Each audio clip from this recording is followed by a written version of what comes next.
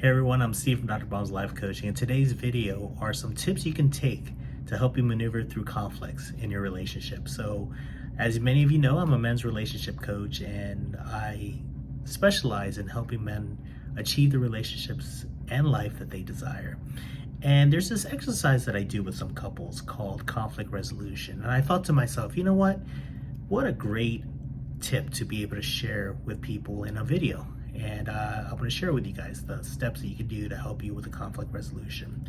So the big thing about when you're having a conversation where, it's on a topic that's not very comfortable, you kind of want to call out certain things. You want to make sure you're in the right brain space. You don't want to start off from a very agitated state when you have this conversation. You want to be in a state where you're kind of neutral minded. So if you're already agitated about the situation, just take time to breathe and just kind of be in a relaxed state, and then approach your loved one and say, hey, look, I really want to talk to you about something. When is a good time to talk? And set up a good time in a comfortable environment where you guys can talk. So that's the first step. The second step is when you're talking and expressing what is bothering you, is to be very specific, not use things from the past, like 10 years ago, bring something very recent that's bothering you so you can have a hard example that you can share with this person. And you want to be very specific of what the problem is. The third thing is then, you want to kind of take ownership of your part. There's two of you in a relationship and it takes two to tango. So if there's an issue that you're having with your spouse, I'm sure there's some issues that your spouse can see within yourself. So, kind of to help kind of deflate the situation, it's good to kind of think to yourself how you might have brought, what are your actions that you might have done that might have caused this situation, and be accountable, be transparent about it. And it'll open up for your spouse to really listen to what you're having to say, and then share with what it is that's bothering you with them. So for example, in the sheet that I share with my couples, I say, list the ways how each of you contribute to the problem. So, think of the ways of how both of you contribute to the situation, because look, it's both of you guys in the relationship, not just one.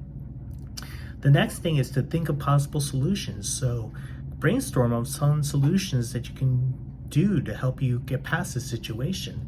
And brainstorm, which are the solutions that may be achievable for both of you? Because you want to do something that is going to be a compromise, something that is meet in the middle. We're all different. We're all going to have different views on things. So think of a way of a solution where you can kind of meet in the middle ground, where you can, reserve the respect for each other. The next step is to agree on one of these solutions, or what you're going to do.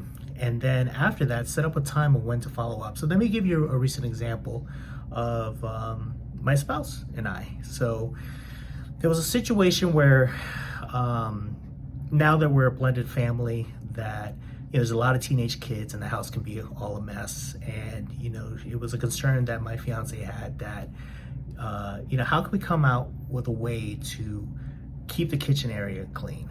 And we sat there, talked about it. We both took ownership of how we both contribute to the problem, and that we came up with a solution of how we can move forward from this. And with our busy schedules, we came up with plans on days that one person's free, they do the cleaning. When the other person's free, the other person does the cleaning. And also, since we have teenagers, hold them accountable. Put your dishes away, put it in the dishwasher. The whole family can take in steps on how to help with the problem.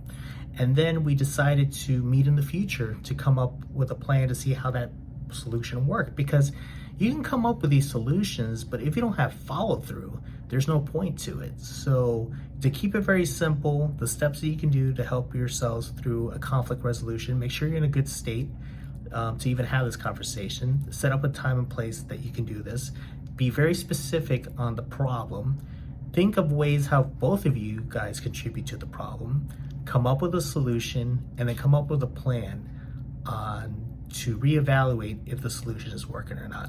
So I hope this video adds some value. Love you guys. Bye.